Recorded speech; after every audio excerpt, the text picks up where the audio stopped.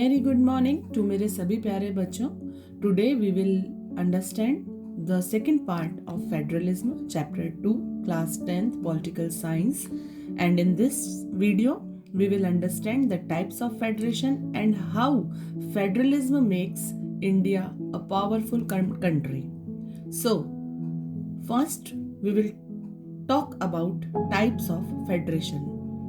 बच्चों, फेडरेशन से ही मिलकर बनता है फेडरलिज्म. तो फेडरेशन के जो टाइप्स होते हैं वो दो टाइप के होते हैं. एक होता है कमिंग टुगेदर फेडरेशन, एक होता है holding together federation. Coming together federation का क्या मतलब है बच्चों? जैसे मान लीजिए कि बहुत सारे छोटे छोटे स्टेट्स हैं, बहुत सारे छोटे छोटे स्टेट्स हैं और वो सारे स्टेट मिलकर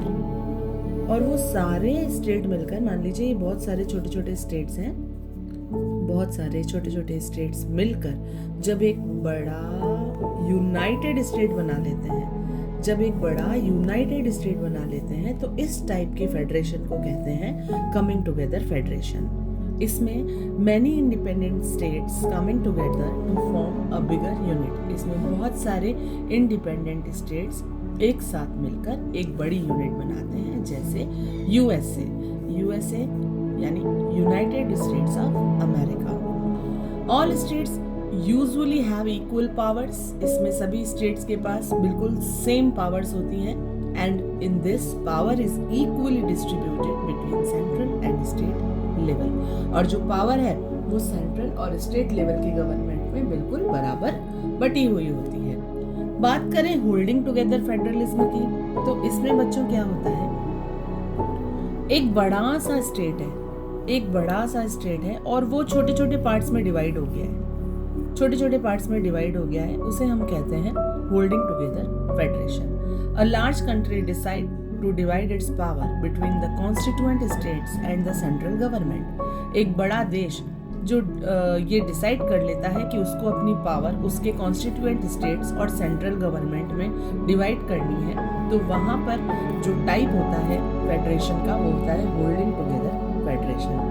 इसमें आप सबसे पहले एग्जांपल ले सकते हैं इंडिया का. इंडिया ने जिस तरह से अपनी पावर को सेंट्रल गवर्नमेंट, स्टेट गवर्नमेंट और लोकल गवर्नमेंट में बांट रखा है, इट मीन्स इंडिया किस तरह का फेडरेशन है?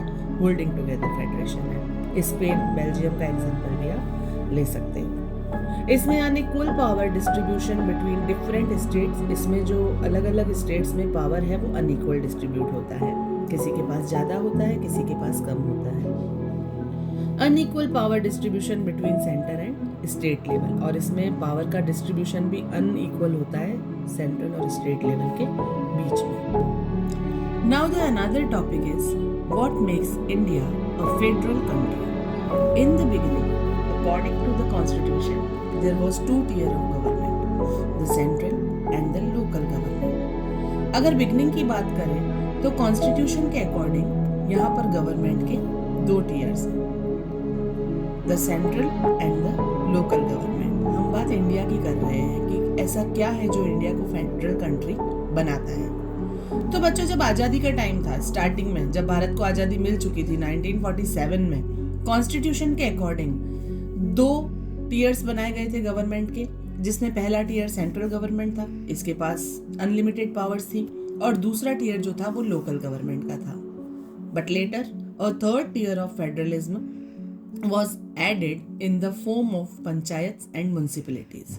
लेकिन बाद में इसमें फेडरलिज्म के चैप्टर में एक थर्ड टीयर भी जोड़ा गया जो पंचायत और म्युनिसिपैलिटीज की फॉर्म में था. जो तीनों टीयर्स हैं बच्चों, इनके खुद के ज्यूरिसडिक्शंस थे. अगर इनमें कोई डिस्प्यूट होता, अगर इसमें कोई कॉन्फ्लिक्ट होता, तो हर कोई अपना अपना ज्यूरिसडिक्शन से न्याय ले सकता था.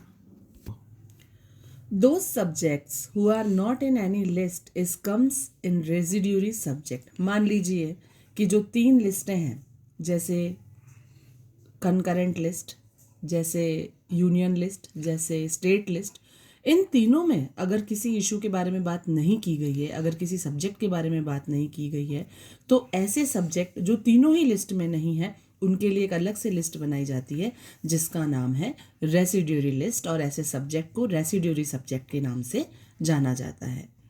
इन सब्जेक्ट्स पर केवल सेंट्रल गवर्नमेंट को ही राइट होता है कि वो लॉ बना सके. All states in Indian Union does not have identical same powers. Some states enjoy special status like Andhra Pradesh, Assam, Nagaland, Mizoram. बच्चों, जो इंडिया में जितने भी स्टेट हैं, इंडियन यूनियन के जितने भी स्टेट्स हैं, उनके पास सभी स्टेट्स के पास एक जैसी पावर नहीं है. कुछ स्टेट्स जैसे अरुणाचल हो गया, आसाम हो गया, नागालैंड, मिजोरम, इन लोगों के पास स्पेशल स्टेटस और स्पेशल पावर्स होती हैं, क्योंकि ये जो पावर्स हैं इन स्टेट्स के लोगों को इनकी सिचुएशन के अकॉर्डिंग दी गई है. मोस्टली लोग यहाँ पर ट्राइबल लोग होते हैं, तो जो ट्राइबल लोग हैं बच्चों, उनको अलग से अपडेट करने के लिए और नॉर्मल सिटीजन्स के बराबर लाने के लिए कुछ स्पेशल पावर्स दी जाती हैं.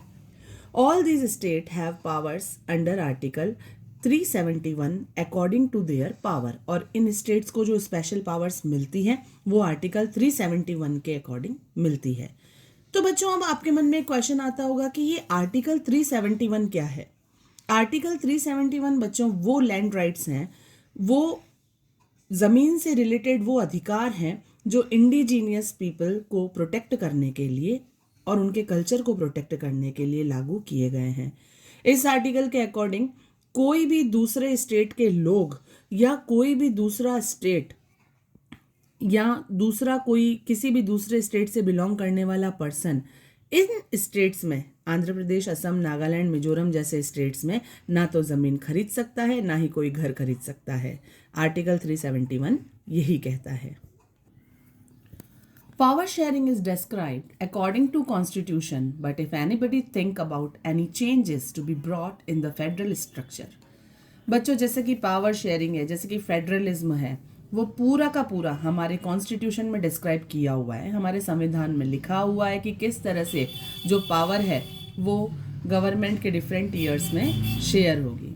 लेकिन अगर कोई व्यक्ति चाहता है कि इन सारे टीयर्स में, इस पूरे सिस्टम में चेंज आना चाहिए, तो इस पूरे जो फेडरल स्ट्रक्चर है उसमें चेंज आना चाहिए, तो इस चेंज के लिए अप्रूवल चाहिए. किसका? Upper and lower house of parliament के 2/3 मेंबर्स का. यानी कि अपर हाउस के भी 2/3 मेंबर्स का अप्रूवल चाहिए और लोअर हाउस के भी 2/3 मेंबर्स का अप्रूवल इसमें हमें चाहिए. So that it must needed to take permission of 2/3 members of upper and lower house of parliament, and also needed approval of 14 states legislatures of India. केवल lower और upper house parliament members का ही approval नहीं, बल्कि 14 state legislatures का भी approval इसमें needed होता है जब भी हमें किसी फेडरल स्ट्रक्चर में कोई चेंज करना होता है. और फिर इसके बाद भी अगर कोई डिस्प्यूट अराइज होता है तो जुडिशरी तो है ही, हमारी न्यायपालिका है ही प्रॉब्लम को सॉल्व करने के लिए. सो दिस वाज कि किस तरह से इंडिया में फेडरलिज्म काम करता है. अब हम बात करते हैं how is federalism practised. Federalism किस तरह से अपनी कार्य प्रणाली को, अपनी क्रियाविधि को कंप्लीट करता है. इसमें सबसे पहले आता है लिंग्विस्टिक स्टेट्स. आपको ये बात तो बहुत अच्छी तरह से पता होगी कि जिस तरह से हमारी इंडिया, जिसे यूनिटी इन डाइवर्सिटी के टैग से नवाजा जाता है, तो उसमें आपको पता है कि हर स्टेट में डिफरेंट लैंग्वेज है. इवन हमारे यहाँ पर स्टेट का डिवाइडेशन ही लैंग्वेज के आधार पर किया गया है. जैसे states those are made on the basis of language is called linguistic states.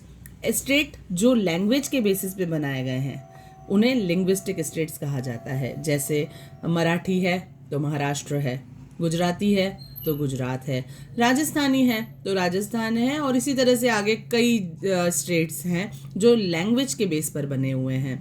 तो इन लैंग्वेज के बेस पर पावर्स को शेयर करके फेडरलिज्म का एक बहुत अच्छा एग्जाम्पल हम प्रस्तुत कर सकते हैं. उसके बाद सेकेंड पॉइंट जो आता है बच्चों वो है लिंग्विस्टिक पॉलिसी. लिंग्विस्टिक पॉलिसी का मतलब क्या होता है, इसको हम देखते हैं इस पैराग्राफ में कि our constitution did not give the state of national language to any one language. हमारे कॉन्स्टिट्यूशन में किसी भी एक लैंग्वेज को नेशनल लैंग्वेज का दर्जा नहीं दिया गया है. टोटल 22 लैंग्वेजेस स्केड्यूल हैं और टोटल 2 स्केड्यूल लैंग्वेजेस हमारी कंट्री में बोली जाती हैं. अगर आप ये कहते हैं कि हिंदी हमारी राष्ट्रभाषा है या हिंदी हमारी नेशनल लैंग्वेज है, तो ऐसा बिल्कुल नहीं है बच्चों। Hindi and English both languages are are official languages, not national languages.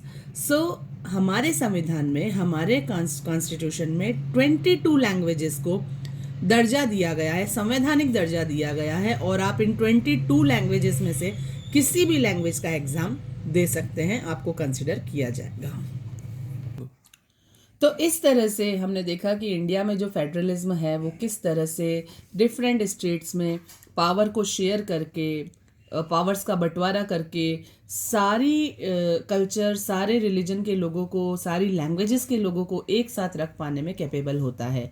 So federalism good practice, federalism बहुत अच्छी चीज़ है, क्योंकि यहाँ पर डिफरेंट कल्चर के पीपल फेडरलिज्म के साथ ही एक साथ शांतिपूर्वक पीसफुली रह सकते हैं।